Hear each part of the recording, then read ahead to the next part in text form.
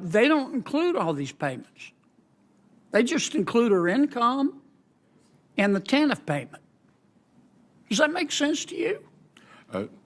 No, sir, and you should bring that up with the Commerce Department. I know, but you've got influence. I know how close you and the Commerce Secretary are. I'm hoping you could bring it up with somebody above. The president says we're opposites, and I'm tall. John Kennedy, former Louisiana state treasurer, just used a Senate banking hearing to make an argument about one of the most consequential statistics in American policy, the poverty rate. The Census Bureau says 11% of Americans, 36 million people, live in poverty.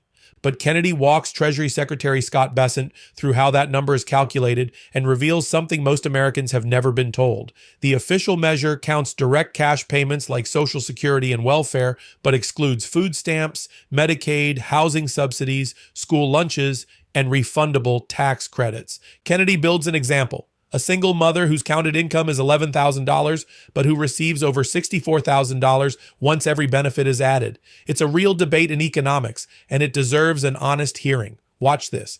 If you want to support the channel and get exclusive videos, kindly hit the join button below. That's how we keep this going. Hello, Mr. Secretary. I'm over here. How are you? Good. Mr. Secretary, as you're also head of the IRS, we've had some tough ice storms. Would you and your colleagues consider an extension on allowing extension to allow people to file taxes a little bit later? Senator, I've been in touch with the governor of the great state of Louisiana, and he and I and my staff are working on that. It is traditional to grant extensions for events like this. Good. If Canada came to the United States, well, let me preface this by saying I understand that tariffs have a number of purposes, but the foremost reason for tariffs is to try to stop other countries from taking advantage of us through either their tariffs or trade barriers. If Canada, for example, came to the United States and said, we're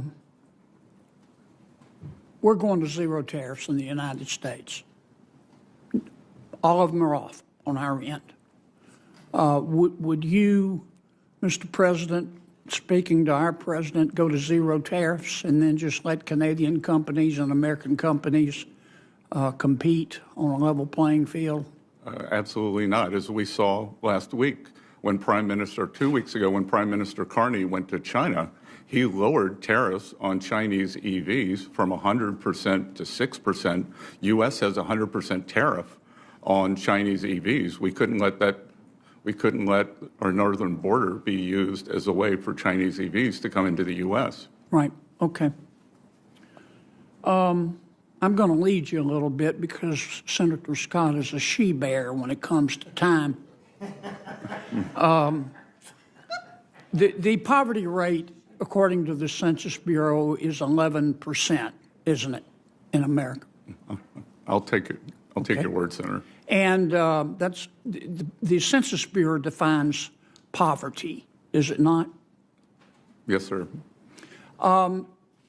Is it not true that the Census Bureau, in defining poverty and determining that our poverty rate is 11%, or 36 million Americans, which makes us look bad, only will consider direct cash payments from the federal government to poor people, such as, let's say, SSI payments or TANF payments?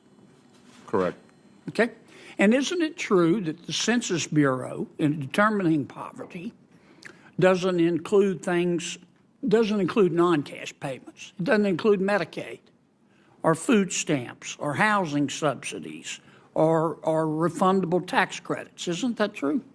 That is correct, Senator. Yeah. Let me give you an example. Mom, 2 kids, poverty level for her and her kids is $27,000. Mom works part-time. She makes $11,000. According to our Census Bureau, she's poor. She's below the poverty line. But she also receives, she works, I recall I said, makes $11,000 a year. She receives $4,100 in refundable earned income tax credits, $3,400 in refundable child tax credits, which means she gets a check, $9,200 in food stamps, $9,500 in housing subsidies, $900 in utility bill subsidies, $16,000 in Medicaid, $31,000 a year in free school lunches, and $6,000 in TANF payments. If you add that up, that's $64,100 a year, according to math. I'll believe your arithmetic, Senator. Okay. But using the Census Bureau's definition of poor, they don't include all these payments. They just include her income and the TANF payment. Does that make sense to you? No, sir, and you should bring that up with the Commerce Department. I know, but you've got influence. I know how close you and the Commerce Secretary are.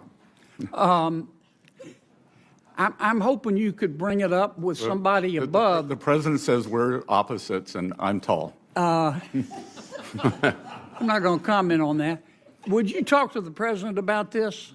If you include all cash and non-cash payments, the poverty rate in America is 1%. That's a good point to end on. Thank you, I Senator. told you he was a she-bear. Let's go on to Senator Van Hollen. Thank you, Mr. Chairman. No more. Mr. Secretary, I think you would agree that the credibility of the Secretary of the Treasury is important, and I want to give you a chance to retract a statement that you made on national TV. Alex Preddy was shot 10 times and killed by federal agents in Minneapolis. The administration, some in the administration called him a, quote, domestic terrorist. You suggested that Alex Preddy was culpable in his own killing because he had a gun in his waistband holster, which he was licensed to carry. When asked, you said, quote, I'm sorry this gentleman is dead, but, and you went on to say he had a weapon, suggesting that he was culpable in his own killing. So, Mr. Secretary, today, would you like to retract that statement? I would not. And would you like to express remorse over the death of Ashley Babbitt here in the Capitol? Oh, I have expressed remorse over that. So I've done that, Mr. Secretary. Mr. Secretary, please don't. So you think I have other questions, but I actually would have expected you to take this opportunity to rephrase your response to that question. So you think the fact that he legally had a gun justified his killing? I didn't say that at all. You said, do you think he was culpable, partly to blame in his own killing because he had a gun? I did not say that. I'm asking you a question now. Do you believe he was in any way culpable for his own killing because he legally carried a gun? Again, this is an FSOC hearing.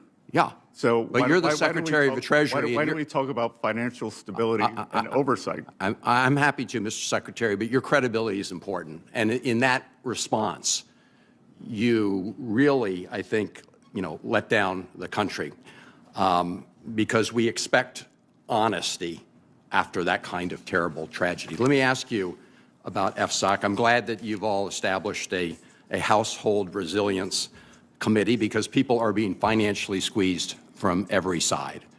And I've got a whole bunch of quotes here from candidate Donald Trump on the campaign trail. Starting the day I take office, I will rapidly drive down prices and we will make America affordable again.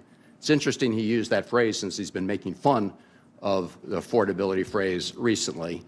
But I listened to your exchange with Senator Warren, and the facts show very clearly that inflation has not been eliminated, has it? Well, right? It is undesirable to completely eliminate inflation. What is desirable is to get back to the Fed's 2% target. And for the past 3 months, we've been at 2.1%, Senator. Yeah.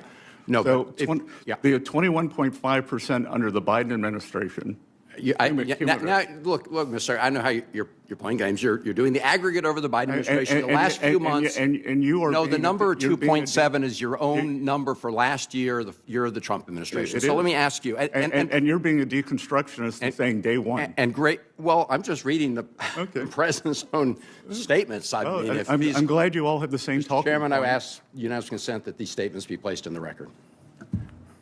Without objection. All right. Look, Mr. Secretary, you used to believe that tariffs would increase inflation and prices. Isn't that true? I wrote that in a letter to my investors, but a year before, I also wrote that I thought Senator Warren would be the Democratic presidential nominee. Okay. But, so Mr. my Secretary, predictions have been bad. Please. Have been bad. Okay. So, Mr. Secretary, it was January 2024. You said that increased tariffs would raise prices. no, right? I said they could, and I also said it would strengthen the dollar, and the opposite has happened. Yeah. The So- prices have not gone up due to 150 years of data from the San Francisco Fed.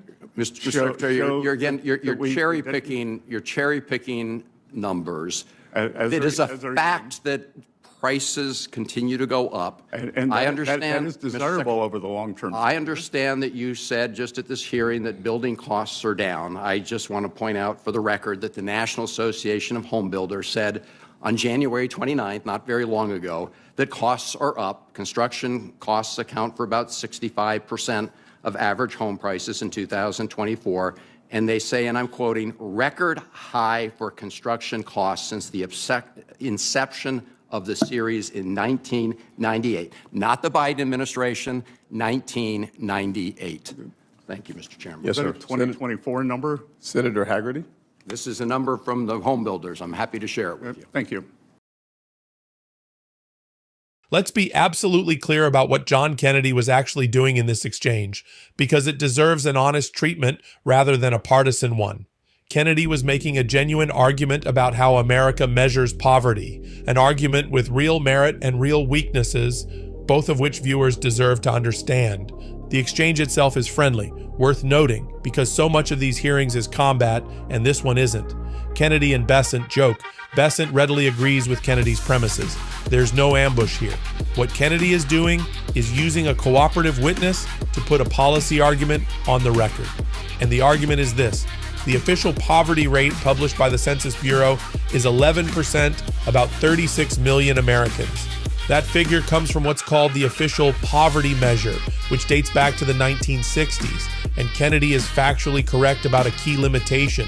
The official poverty measure counts a family's pre-tax cash income, including direct government cash payments like supplemental security income and traditional welfare, but it does not count non-cash benefits.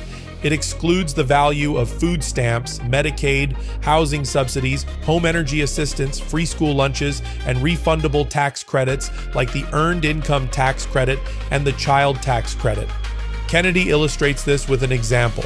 A single mother with 2 children faces a poverty threshold of about $27,000. She works part-time and earns $11,000. By the official measure, she's counted as poor because only her earnings and cash welfare count, but Kennedy adds up everything else she receives. $4,100 in refundable earned income tax credit, $3,400 in refundable child tax credit, $9,200 in food stamps, $9,500 in housing subsidies, $900 in utility assistance, $16,000 in Medicaid, a figure for free school lunches, and $6,000 in cash welfare. Add it together, Kennedy says, and the real support totals over $64,000 a year. Yet the official statistic still labels her as living in poverty. His rhetorical closer. If you counted all cash and non-cash benefits, he claims the poverty rate would be 1%. Now here is the context that makes this an honest video instead of a misleading one, the part most coverage will leave out. Kennedy frames this as though the Census Bureau hides the ball, but the Census Bureau itself recognized this exact critique decades ago, and since 2011 it has published a second parallel statistic called the Supplemental Poverty Measure, or SPM. The SPM was created specifically to count the non-cash benefits Kennedy lists: food stamps, housing subsidies, refundable tax credits, and more. So the government does measure poverty the way Kennedy suggests it should. It just publishes that number alongside the traditional one. And here's the crucial part. When you use the supplemental poverty measure, poverty